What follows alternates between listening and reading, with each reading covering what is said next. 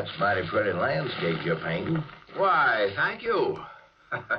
Willow Hollow makes a mighty pretty landscape to paint. I'm sorry to interrupt you. Oh, no, that's all right. I never mind a little talk when I'm painting. What can I do for you? Your name Arnold Vivian? That's right. I'm Henry Horner, Chief of Police. Nice to meet you. Chief of... What seems to be the trouble? No trouble. I'm just out here to give you a kind of friendly warning. About what? This town of Benton you're in needs new young men, Arnold. If you should happen to get in any trouble here, we got a real fast brainwriter who likes to straighten people out. I don't get into trouble. Well, just keep in mind we need workers these days. Like our brainwriter would say, who needs pictures on canvas? Who needs pictures on canvas?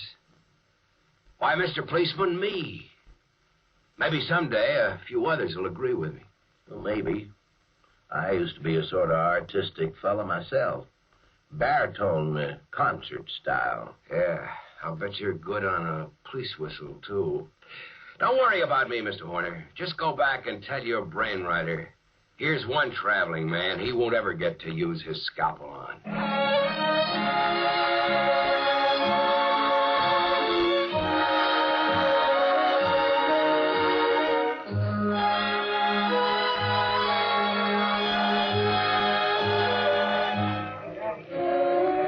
Every Saturday night, Benton has a dance. I usually don't go near it myself because since the brain writing, everybody's pretty well adjusted and there ain't any police-type trouble.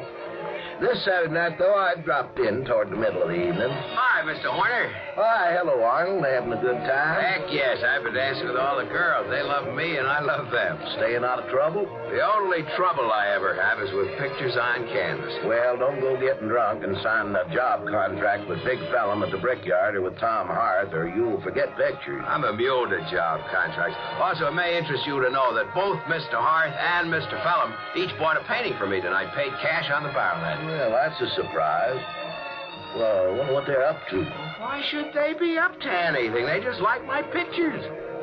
I guess they like me, too. They invited me to play poker with them after the dance tonight. You turned them down, of course. Heck no. I like taking money from people at poker. Well, they're more likely to do the taking, and once you're broke, you'll just have to go to work. Mr. Horner, when are you going to stop worrying about me? I told you I can take care of myself.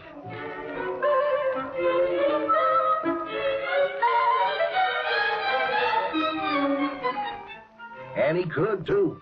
When the poker game broke up about 3 a.m., he was the winner. Everybody was griping, all except Doc Royden, who sat there, his close-set eyes glittering behind thick spectacles. Imagine him taking me for $30. Imagine. He knows people, he knows cards, he knows women. You're not going to brainwrite that boy. You want to bet, Henry? You just want to make a little bet.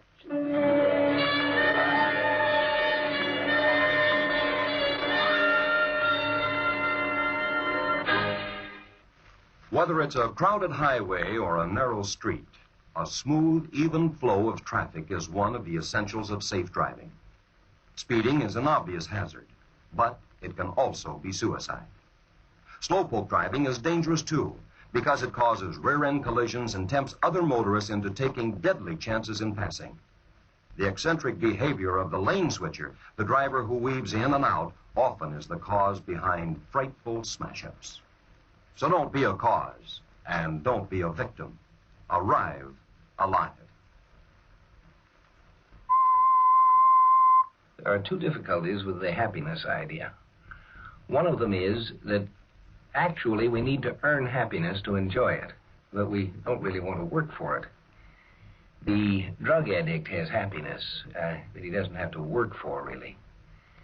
The other difficulty is happiness in whose terms? Many times, the other fellow figures that you ought to be happy with what he's giving you. That's right. Henry, wake up and scoot over to Tony Holland's shack on the edge of the holler. What's the matter, Doc? There's been a crime. Get over here as fast as you can.